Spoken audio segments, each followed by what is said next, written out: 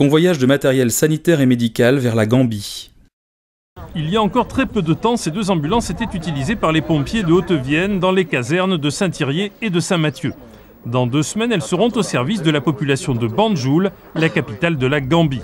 Mais avant leur grand départ, les pompiers limougeaux de l'association Pompiers Urgence Internationale les ont entièrement révisés et adaptés.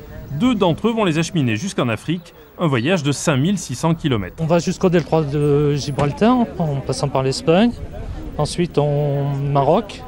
Dans les ambulances, 25 000 € de matériel médical récolté par le Lions Club de Bellac.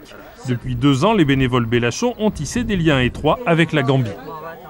Il y a un gros manque en matériel sanitaire, donc en médicaments, en mobilier.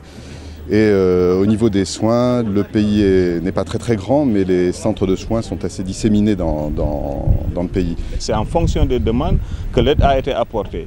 Et les amis de Bellac sont aussi très soucieux de ce qu'ils envoient parce qu'ils font un tri systématique pour qu'ils n'envoient pas n'importe quoi. Et ça ne se passe pas toujours comme ça avec l'aide internationale? Malheureusement, non. Comme je vous l'ai dit, certains pensent que même pour envoyer des médicaments, c'est des médicaments qu'on n'a pas utilisés, qui restent dans un petit sachet qu'ils mettent et qu'ils envoient en Afrique.